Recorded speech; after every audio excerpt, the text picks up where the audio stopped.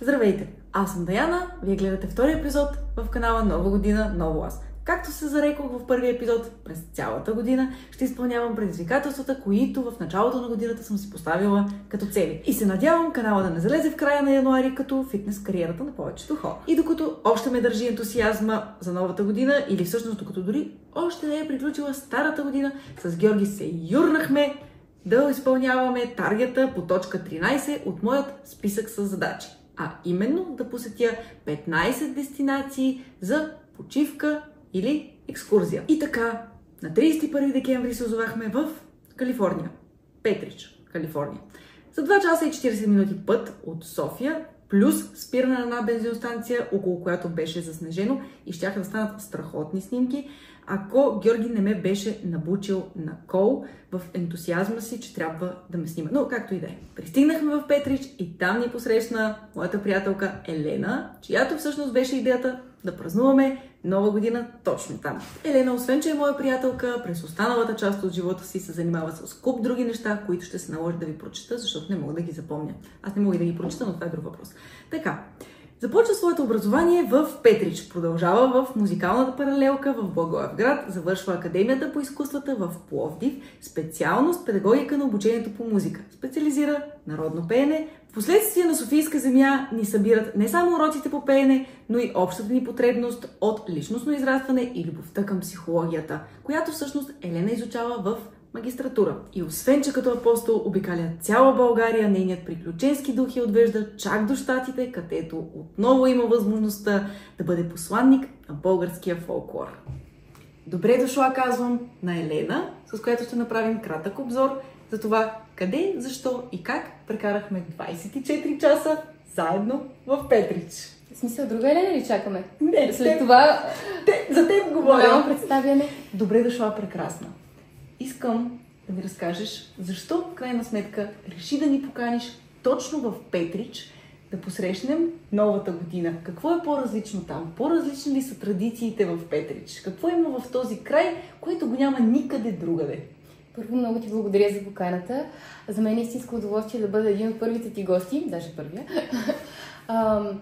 Много ти благодаря, много се радвам, че сме именно на това място, именно двете. Как дойде идеята? Аз от много малка посещавам въпросния фестивал или така наречените станчинарски игри в Петрич. Казвам станчинарски, защото обичаят сурова, самите ритуали съществуват в няколко краища и са наречени точно сурова в Петрич. Е традиционно да се нарича станчинарски игри.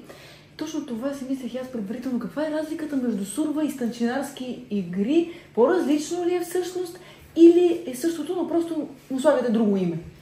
Приличат си по много неща, но има няколко съществени разлики и в самите ритуали, и в персонажите, които изграждат този празник. И видя, че при нас има така едно доста по-голямо разнообразие. Така е, да, имахте много различни персонажи и сякаш всички бяха събрани на едно място, сякаш извършваха различна дейност. Точно така, малко се различават и от към функция. Ти сама се запозна даже и с така първообразите. Абсолютно, да. Докоснах се и до русали, до станчинари. До арапи. Черните, които са с... Черните, от които трябваше да пазим автентичните носи, да не ги отцапаме. Да, точно така. Да. Точно. И всъщност при нас това е празника. Тези персонажи ги има навсякъде в България и всъщност кое е общото между кукерите? Всъщност, имаше ли специфични кукери или това бяха тези арапи, са вашия тип кукери? Тук ми се губи спецификата. Да, ами кукерите са тези образи с кожите. Ти ги помниш с... Да, които са типично кукерите. Така, да. Кукерите, те... Тоест, значи имаме и четвърти персонаж. Имаме станчинари, имаме русали, имаме арапи и имаме и кукери. И кукери, да. Кукерите се срещат в няколко краища на България, докато при нас единствено е запазен този обичай, свързан с русалиите. При нас единствено съм срещала в Петричко арапи, или това са образите, които са с почернени.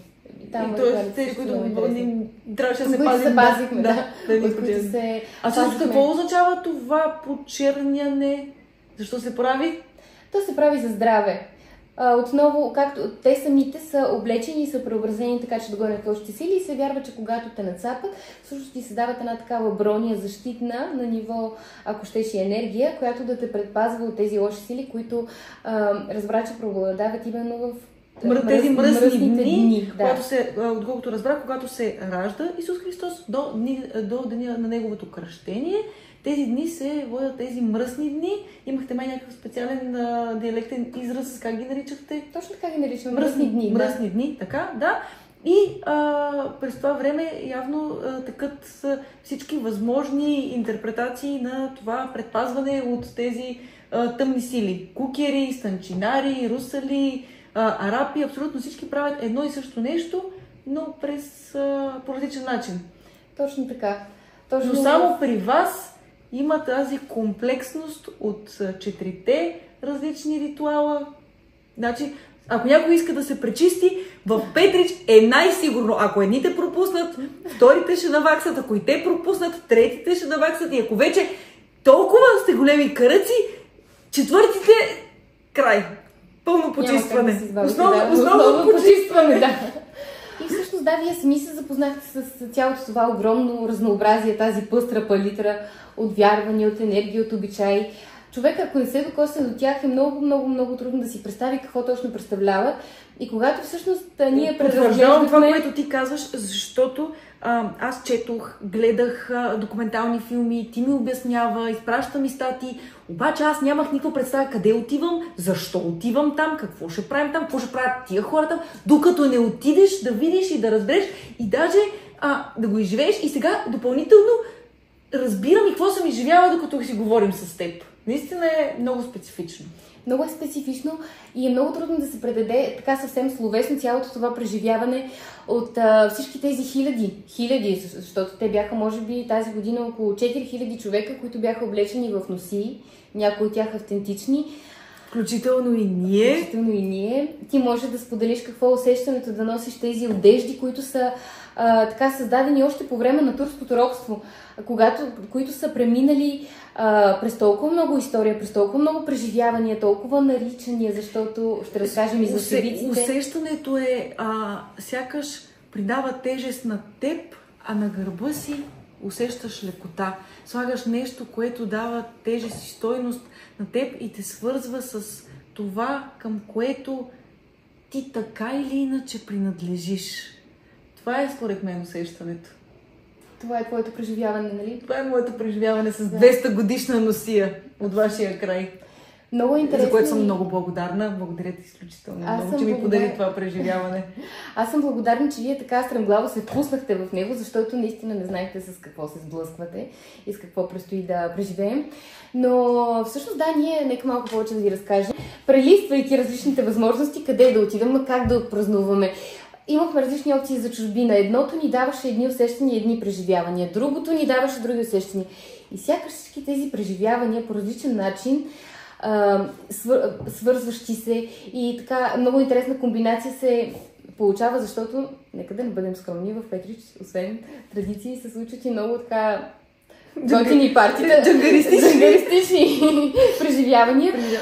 Сякаш цялата тази палитра ние можехме да си я набавим от едно такова местно населено местенце, в което хем да се спазват тези традиции, хем пък да сме модерни, млади хора, които да посрещнат новата година. Направи впечатление, ние в ресторанта, в който бяхме, все пак посрещнахме новата година, поседяхме още малко и си тръгнахме, но хората бяха тръгнали, твоята сестра вече, те бяха посетени от арапи, тя беше почернена, когато минахме покрай тях, то беше един и нещо, нощта вече бяха тръгнали през нощта, хората да обикалят по града и всичко, в 5 часа сутринта вие не можете да заспите, защото биеха с тъпани, гонят лошите стили, няма.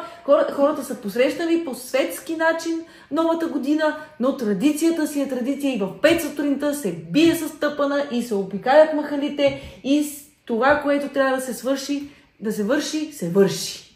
Абсолютно, да. Тук има една много интересна комбинация на модерно и на традиционно. В момента, в който, малко като приказката за бележка, в момента, в който удари 12 часа, модерното сякаш отстъпва една крачка назад и дава проява на традиционното, на това, което се случва и е редно да се случи, или поне така са го приели поколенията назад, а пък ние продължаваме да го сбъдваме като традиция. И наистина е много интересно, защото всъщност при нас всички тези ритуали не започват от сутринта, започват от момента, в който премина вече в следващия ден, в новата година, с настъпването на това ново начало. Така отбелязваме и ние с всички тези ритуали, именно настъпването на новото начало на новия живот. И затова ни е много важно в нашия край всички тези пространства да се почистят и да се приветстват добрите сили. Защото все пак, нали, освен всички тези ритуали за прогонване на тези лоши сили по време на тези мръсни дни, нека не забравяме и всички танци, които всички хора, нали, ние все пак и освен, че гоним тези зли сили, ние даваме каним добрите сили да ни нагостят и да останат с нас, с всички тези хора. Нали, това са пък едни така ритуали с друга функция. Така че, да, много интересно. Още от вечерта кукерите, народните танцори, съставите, а тук може би е добре да кажа, че това не са някакви 20 човека, които са се обединили от една обща кауза. Не, тук става въпрос за хиляди души. Ние сме много квартали в Петрич, като някои от кварталите вече може би имат по 2 групи. И забелязах, че всеки квартал си има своя собствена група. Разбрах, че те правят репетиции. Ти не можеш да се качиш на сцената, ако не си ходил да репетираш с групата, с състава, да имате хореография и изобщо има жури. Срещахме се с твоя учител, който е бил част от журито на този конкурс, който се провежда. Има изисквания. Изобщо всичко трябва да бъде автентично, издържано, с уважение към традицията, към народното предание. Това не е просто да се случва нещо там, да върви, колкото да се отчете. Ми направи впечатление, че хората се отнасят с много голяма отговорност. Много ти благодаря отново за изживяването и за отговора, и в крайна сметка аз разбрах, нали, че защото се страхувах така, да не си казвам, имам една приятелка там вещица, ще я заведа в Петрич малко да я поизчистят, малко анатема да я направят. То се оказва, че наистина е имало дълбок смисъл в цялото това преживяване. И аз наистина искам да го препоръчам на всеки, който реши, че иска да изживее нещо такова.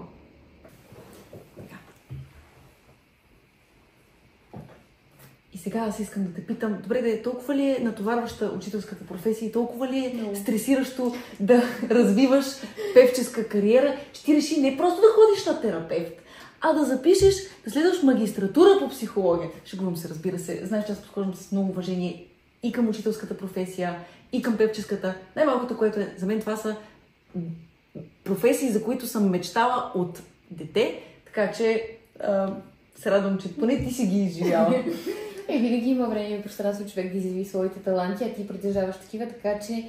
Благодаря ти. Пък и начин, по който да го направи.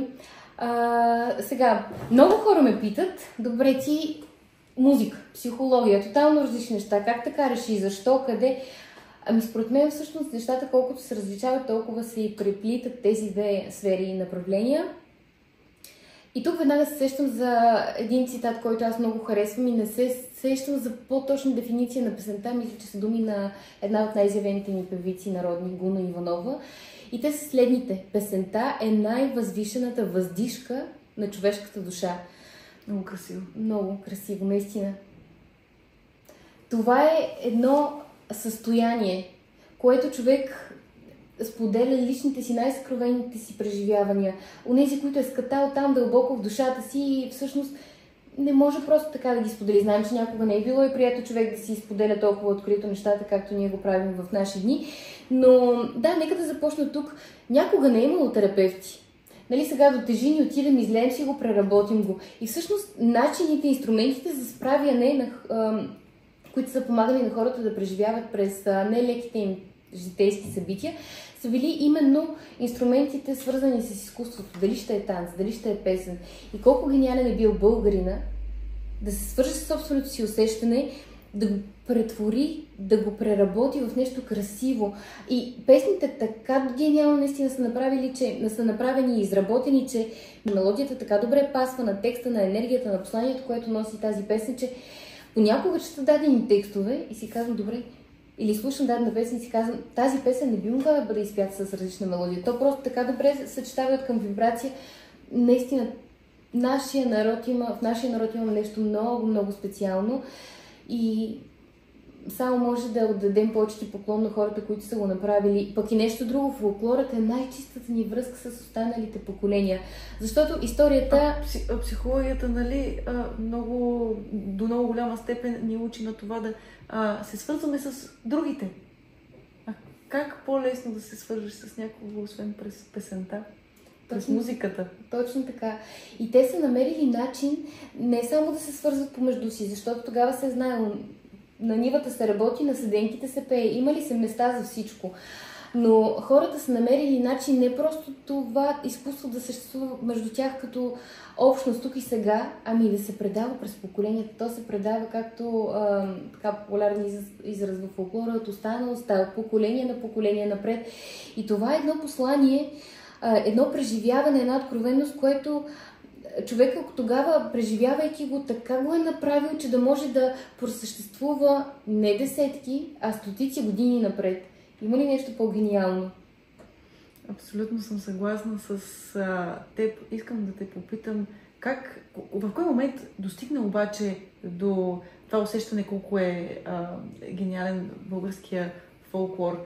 В момента, в който изучаваше народната музика, народното познание, или в момента, в който се докосна вече до психологията и видя, че нещата имат страхотен паралел помежду си? Отговорът е и двете. Още започвайки да го изучавам и достигайки, защото това наистина са песни шедьоври. Нали, първо да кажем, че там е живата история на България. Една история може да... От всеки един народ, не е тайна, може да бъде украсена историята. Може да бъде украсена, може да бъде възприета, може да бъде... Зависи кой я пише, зависи кой я чете, може кой да я преподава. Докато фолклора там няма пипане. Там, първо, че ако се работи с фолклор, наистина човек трябва да пипа много прецизно, защото народът е съумял да го запази точно по неговия първообраз, по времена, в които не е имало социални мрежи. Да. В този чист вид, стотици години наред, редно и ние да подхождаме с уважение, да го направим точно да следваме точно техните стъпки. Макар че виждаме, че в днешно време се придават и нови идеи, което също има своя принос. Тук ми идва да те попитам, смяташ ли, че може би това е причината до някаква степен хората да не отдават толкова внимание на народната музика, защото там или пипаш и знаеш какво правиш, или по-добре не пипай и затова много хора не се захващат с толкова трудна задача?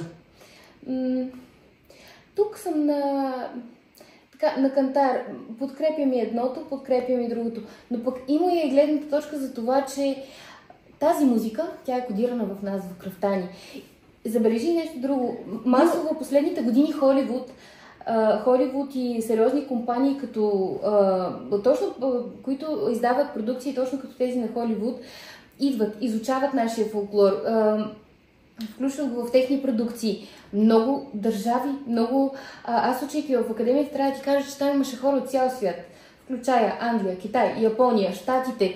Хора все са сериозни професии, които са зарязани там и идват в академията да учат не друго, а именно български фолклор. А след като тези хора го могат, защо ние да не го можем? Ние, които сме носители, не просто които сме се чули нещо, нали, сме се впечатлили, макар че респект към хората, които са от чуждестранен произход и съхраняват така добре майсторски нашето изкуство, но... Все пак, преди всичко е наш дълга. Наша дълга. И е наш дълга наистина да подхождаме с същото уважение към всичко, което е национално, защото ние с теб напоследък ходим на такива различни бизнес семинари, свързани с различни идеи за това как да развием България, как да си опазим страната. Дори и от икономическа гледна точка, България може да се спаси и да се развие. Един от секторите, чрез които може да се направи, това е туризма. За да има туризъм в България, ние трябва да се захванем за нашето, за родното. Защото нека да се замислим. Дори до една степен леко да го комерциализираме, защото хората в чужбина комерциализират безбожно нещо, което нямат. Ние имаме толкова много, толкова ни е дадено и е съхранено, само малко трябва да разчистим праха от него, да го изтупаме, да го лъснем и да кажем на света: вижте го, ето го, ние го имаме. Точно. Дори да говорим за раздуване и за хиперболизиране, ние говорим за свят, вижте го, ние го имаме. Точно. Елате тук и си дайте парите да видите нещо смислено и нещо истинско. Точно така е, защото тук ми идват и две други връзки правя. Така, хората има... Сега моето уважение, нека да кажа, например, Ромео и Жулиета. Всички знаем, че те са литературно измислени герои от Шекспир, но въпреки това хората са намерили начин да посветят къщата на Ромео и Жулиета, за да може да привличат туристи. Да. Не, че е лошо. Уважение за това, че хората са се умяли, са намерили един който да го реализира. Да. Това е прекрасно умение. Въпросът е, че ние трябва поне наполовина да го вземем това умение, за да се покажем. Да, добре, съм заимства, защото ако други народи наистина си мислят истории, с които да привличат туристи и въобще вниманието на други държави, то в България аз обичам да казвам, че всяко едно камъче си има история. Ние ежедневно се разхождаме като древен народ, като древна земя, ние ежедневно се разхождаме около история. Хилядолетна история и малко така я подритваме или с пренебрежение, понякога и с това е нещо старо, по-добре, ама то в това му е чара, че е древно. Нашите песни, те са като старо злато. Те са древни. Ето това е, което видяхме в Петрич. Хем си хващате нашето, хем сте и ръка за ръка с съвременното. Преподавайки в училище точно на такива теми, когато идваше ред да коментираме или да преподавам информация свързана с древните обичаи и празници, беше ми много трудно. Защото аз от малка съм в тази среда. И от малка се преживявам всеки един такъв повод, всеки един такъв празник. Как да преразкажеш на тези дечица, които никога не са виждали нещо подобно, как да им преразкажеш с няколко думи едно такова огромно преживяване. Ти си сред хиляди хора, облечени в носии, нашите национални костюми. Това не ти ли помогна да го оцениш? Със сигурност. Но вплели тези шевици, носещи толкова много история и послания и то, нали казваме, че кукелите прогонват дадено, като се замислиш за силата на тези шевици, с които се разминавахме тогава. И въобще това усещане за принадлежност и това е свързано с всички тези хиляди хора, облечени в носи и съхраняващи и предаващи нашия фолклор. Само може да се преживее. Опитвала съм се, дано да ми простят моите ученици, ако нещо не съм могла съвсем да го предам, но на мен лично ми беше много трудно. Исках да им го подаря като преживяване. И понеже тогава се отвори тази тема, ви казах просто заповядайте. Да.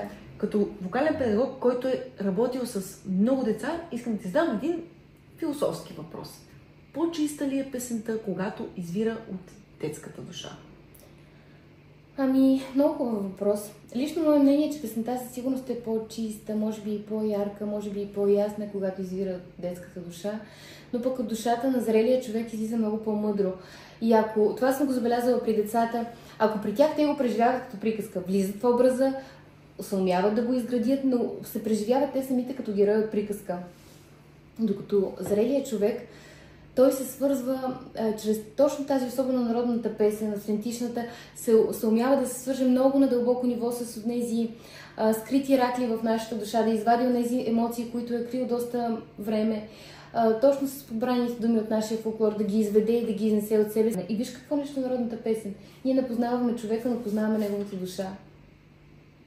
Много добре казано. Като човек, който е стигнал до другия край на света и обратно, до Чикаго и назад. Точно така. Има ли разлика между българската душа, душата на американеца, например, или душата на българина, който живее в Америка? За мен лично има огромна разлика. Българите много се различаваме като народ, разбира се, с уважение към всички други националности, но ние много се различаваме.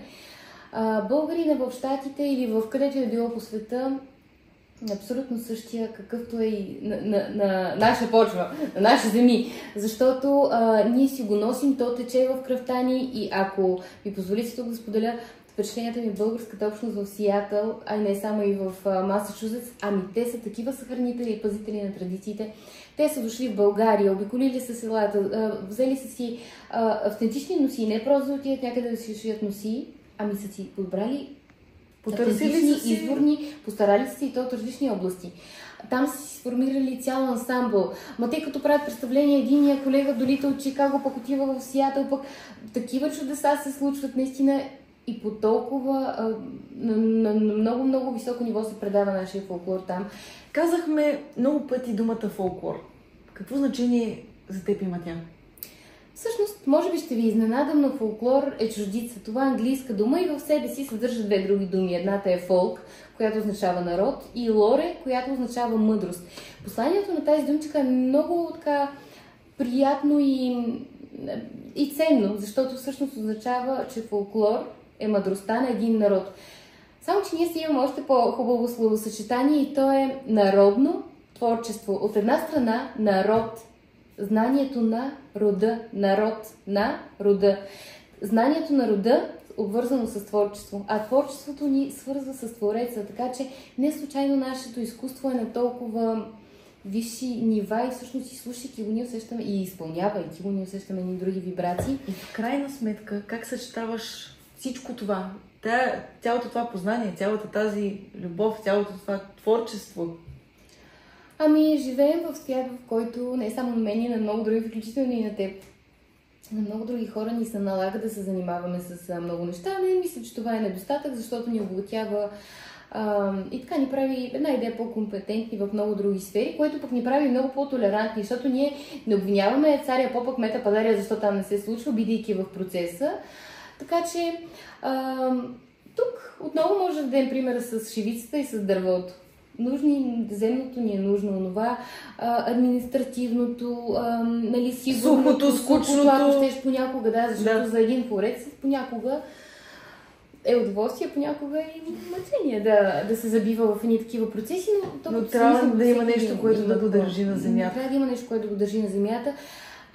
Аз, например, нямам човек или институция, която да стои зад мен, т.е. нямам спонсори зад гърба си. Аз знам, че за да реализирам всичко, което искам, трябва да стъпя на нещо по-стабилно и не го намирам за недостатък. Напротив, това за мен е една друга перспектива, един друг начин, по който да развия себе си, за да мога да сбъдна всичко това, което съм си намислила и сега, нали, надявам се да се случи, което не успея, пък има и други хора, които да го случат.